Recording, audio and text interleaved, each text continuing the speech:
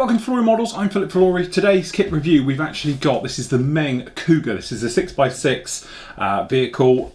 We've built their vehicles before and they're absolutely stunning, and this one is one that we've sort of been eagerly awaited. It's been knocked out by a couple other manufacturers as well, and they've all seemed to have got problems, so it'll be interesting to see what this particular kit is like. So as you can see, nice bit of box art on the front, and then if we work our way through it, obviously we've got the profile views just like that. And we've got it up here, so we've got your kit number. This is SS005, okay, which is also Stegosaurus variety, and everything else. A little bit about the actual system, about the Cougar. Basically, it's a force protection vehicle. Supposed to stop landmines and all the usual bits and pieces that go with it. Okay, so in the box, it feels very heavy, I must say. As you can see, it's absolutely stuffed, which is fantastic. Okay, so we've got the hull, the various bits. So we've actually got tons in here. Lots and lots and lots of stuff in here. But to start with, we're just going to have a flick through the old instructions. Okay, so we'll just pop the box out of the way for a minute. We'll stick that out of the way and we'll have a look at the instructions. Okay, so usual thing, we've got the different languages, as you can imagine, talking about actually what it is, and we've got the little call outs on there. Two versions for this one. I'm just trying to see what the difference is externally looking at them. A version and a B version. The B version is HEV, whatever that one is. Okay, looking at them, I can't see too many, apart from the spare wheel on the side, slightly different. Okay, straight in with the build. As you can see, usual type of thing with these vehicles. So you're working in with a suspension system, opening up various holes, making sure obviously you get the right ones. Boarding step to the rear, and then obviously mounting these relief springs all onto the actual main chassis. Okay, and then it's in with the drive unit. Nice level of details we've seen before on Meng stuff, with actually putting axles together, drive shafts, things like that.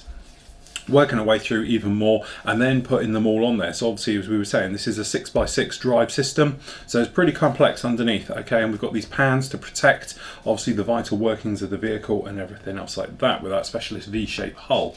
Okay, a couple of the actual fuel tanks going together. A little bit of photo etch it looks like down there as well to make your checkerboard for the top, which is quite a nice touch. Okay, and then generally just working your way through the entire build. So we've got lower chassis work, those fuel tanks being put on board. We've got the tyres, polycarb system holding them on, which is quite nice because you can get them out of the way for painting. Okay, and then we're starting our way on the top side. So you've got the internals going in there first, then you've got obviously the seats, other bits of armour plate and everything that's going on into the inside. The driver's area, so obviously things you can imagine, we've got the dashboard, so I'm presuming we've got separate dials for all the dashboard as you can see up here. Then we're working our way from the inside, so obviously we've got the crew seating and obviously all the passengers down the back going in there. And then this is what we're saying about obviously different versions. So you're opening up holes for the A version, which is obviously going to have the spare wheel on the side, and working your way through around the top area. Okay, and obviously it looks like a radiator type system going down in there. All right, and then working your way through all the details for the internal, putting in these huge windows in the side, as in thick and not big. Okay, with obviously all the armour glass and units going in there. Even more for the rear, this is obviously the tailgate, so we've got the actual climbing ladder to get on the back and everything else, and then dropping the lot down on top. Okay, so as you can see, it's a big old job. Okay, and then you've got even more details. So down here we've got things like the air filter system, the front assembly, and then going down, so we've got the rear assembly around the back, and then adding all these wheel arches and the covers, and actually these, is that different types? Yeah, there's the different type for the actual air filter itself. It looks like got a smaller one and a larger one system going on there. Okay, and then exhaust running down the back, huge exhaust, all these grills running on the top. Okay, and working our way through hull assembly part 2. So I'm assuming actually that is it is an IED jammer aerial, okay, being put on there, and then obviously all your smaller parts, bits and pieces all going down in there. So you've got all the attachments onto the hull for the front part. Okay, even more for the A and B versions, so obviously just being aware of which types you've actually got going on down here. Okay, making sure you've got the correct ones for the version you're doing. Okay, and then the doors, again, big old chunky things on this, but you'd imagine it'd have to be. And then you've got the top armoured area for the gunner, and obviously the 50 caliber going on the top. Okay, and there's his protection housing going in, and then obviously all the data aerials and points going in at the back, and then you've obviously got the actual wheels all being sorted out, spare wheel, all those aerials going on there.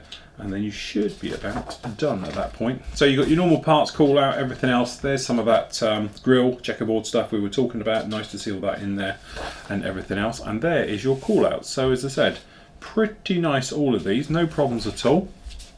It looks like the colour call outs are all in Vallejo, which is quite nice. Okay, right the way through. Not that you're going to have many colours, obviously, with that particular one. So down in here, let's grab a blade.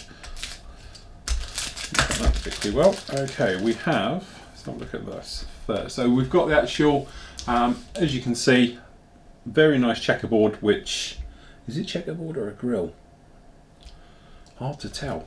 I'll tell you what, let's just have a look in here. I don't know if that's checkerboard or it's actually a grill system. No, it's a grill.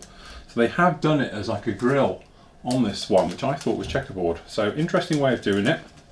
I am assuming it's supposed to be a grill versus checkerboard, but then who knows. All right, so we're just going to carefully pop that back in and seal it up before I bend it, because we don't want to do that.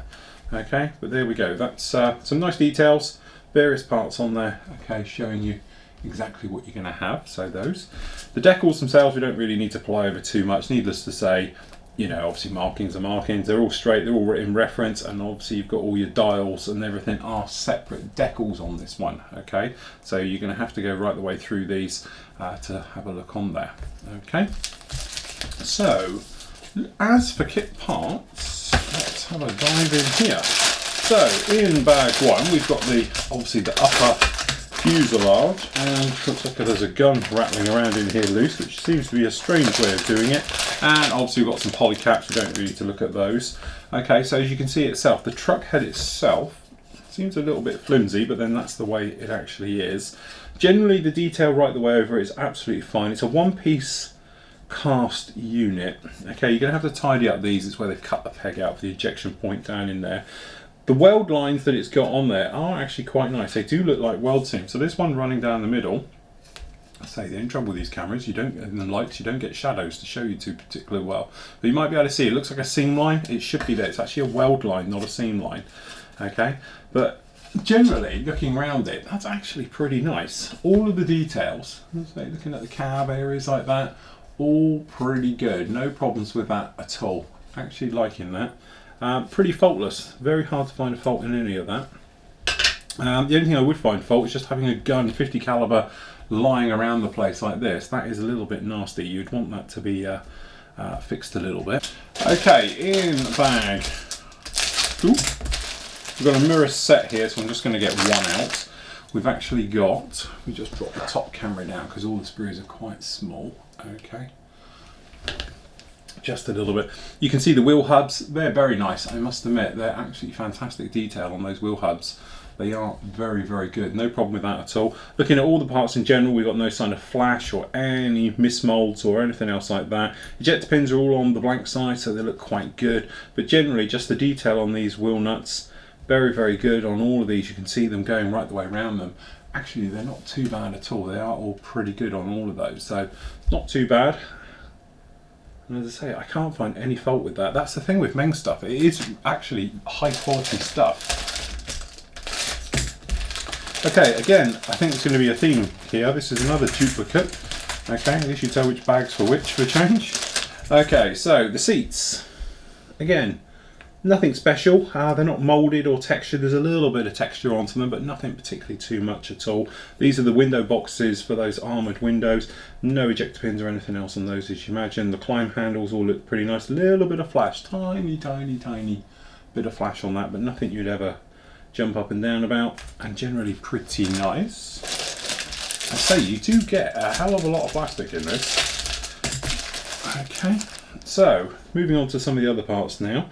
We've actually got obviously all the drive shafts and the actual axles and everything else like that, all looking very, very nice, very crisp. No problem with any of that. Nice texture as well. It's not just like, you know, shiny plastic. It actually has got a little bit of a texture to it, which will enable obviously your painting and weathering to go a little bit easier. No ejector pins anywhere that are going to count, so that's all pretty good and generally very nice. Okay, on the top. So, okay, this is for the driver's instrument panel. As you can see it just down here. As I said, separate decals all on of those, not too bad. This top ring, quite nice how it's geared. You might be able to see it's geared all around these as well, which is very nice. Tiny little bit of flash actually appearing on this kit, if we're honest. So we've got a little bit on the steering wheel, but generally all very nice. The radiator grille is nice and cleanly moulded down there as well, so that's okay. The exhaust system as well, very nice. A fully hollow exhaust as well, so that's quite a nice touch. And generally moving around. The other thing as well, nice touch, the holes that you have to open up, you might be able to see, are actually numbered. So we've got AA, CC, CC, which is a nice touch. I haven't seen that before. Okay. Now this one here, we've got some more of the grills for the top, but also we've got down here the lower hull section. So this is the lower of the V hull. The idea is, this being this V shape, is that with an IED or basically any type of explosive underneath the vehicle, it's actually deflected up and away instead of carrying the thing or breaking the vehicle's back. Okay, so it's actually a very nice design, something that's really come on in leaps and bounds over the last sort of 10 years. The technology. So you've got that hull. It's very crude, but obviously this is all going to be covered up with a deck anyway for the floor, and then this is the underside, so this is the side that counts. So you've got the nice plating. There's no real weld marks under here, which you think there would be, but generally it's pretty good. No problem at all. These grills, you've got obviously underneath quite extensive ejector pin marks, but this is the side that counts or that carries, and they're all cleanly moulded. There's no gaps in between them or anything else like that, so that's all very nicely done. And there's more, and more, and more. Could be a long review this. Okay, so in here, I'll get him out the bag, there we go. So more of the parts, very nicely done. This is sprue E. Wheel hub, obviously I presume this is for the spare, but generally working around. We've got the tail area, so we've got the tail lights going down on there. Got some nice detail running around. This is obviously that air intake filter system. Everything else, not too much going on, but it's all very nicely cleanly moulded. There's no flash on that at all on that sprue, which is a nice touch. Very cleanly moulded, no problems. It's funny because when I was going through the instructions, you're thinking, quite complex this, you know, there's quite a lot going on. Now I'm looking at all the sprues, it'd be a good build, and as I say, the kit itself is around about the £50 mark, I think, so you do get a lot of plastic for your money. Okay, sprue J, again looking right the way through. I've got no signs of flash or anything else down on here. Extremely well done, some very small parts on here, but they're all very nice and clean, so we've got no problems. Obviously this is the top for the window for the gunner on the roof, and everything else like that, but again no ejector pins protruding or showing any problems or anything else like that. The mould's got a date on it as well, so in 2014, so we know it's all correct. Okay, so here's the other half of that floor. Okay, so this is the top half, that's the bottom, we're not worried about it. So very nicely done. We have got a nice checkerboard effect on this, which is quite a nice touch all the way through. Some more, obviously this is the windscreen, some bolting going around the outside, very nice indeed. The tail, the doors, all looking very heavy duty and all those things. This guy down here looks like a worm. It's actually the exhaust running right the way down. Nice texture on that. Some nice little lumps and bumps to put it in. Pretty good, all of that, no problem at all. Very nice. Okay, is it going to ever end, I ask myself. Okay, so down on here we've got the upper hatch area itself, obviously the ammo feed, quite nice section on that. You might be able to see like individual the bullets, you can see them down there on the heads at least. The relief springs, all very nice, very sharp actually, crisp moulding on that, that's nice. Okay, and all the areas, so we've got the arches and everything else. Pretty good. Okay, the last big screw, I promise. Okay. So, just down in here, as you can see, more checkerboard, very nice, catch it in the light, you can see it. As I say, normally I'm quite a fan of photo etched checkerboard plate because it sort of looks in scale, but actually that's not too bad, it's moulded in quite nicely. Okay, so generally looking around, again, very nice. The stowage bins, all the rest of it, cleanly moulded, no problem. It's the other air filter, as you can see, all of that, very nice. Even the little parts, you know, around these areas, they are all very nicely done. Okay, smaller sprues, honest. Okay, so as you can see, we've got the tinted glass. It's in this blue, this armoured colour. We were talking about it in one of the live shows recently about getting this effect. You don't have to. There's no point looking in it because it's all going to be flat.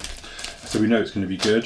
We've got some aerials down there, obviously for the data link stuff. All good stuff, don't really need to look at those. And again, so we've got some 50 caliber type gun down there, and the magazine for it, a belt and things. Different types of barrels for the 50 looks like. Okay, all done in rubber. So this is for the strapping, I presume, because it's all done in rubber, and we've got the mud flaps down there and everything else like that, which is a nice touch. And as I say, I'm not going to go through the glassy bits because, let's face it, they're all going to be clean because it's flat. And the wheels, I'm just going to grab a wheel just to see how they're moulded. Okay, so looking at the tyre, as you can probably see, there is no centre seam in that whatsoever. I love this stressed look to the actual wheel itself. You can probably catch it in the light there. Looks absolutely fantastic. I love those wheels. That actually has got to be some of the best tyres we've seen. The only drawback to it is, of course, the weight on wheel effect, and actually these aren't too bad. I think you're going to get away with that. They're quite soft, so actually when you put them down they do flatten off a little bit and they will probably bulge. So actually I don't think that's too bad a problem, but I love this stressed look to the actual tyre on the top there. That really is very, very nice. So there we go, that is a huge kit and a project for you to do. This is the US Cougar 6x6 Mark vehicle. As I said, it's not a cheap kit. I think it's just around about the £50 mark, but actually for the amount of plastic you get in there, it's a real bargain.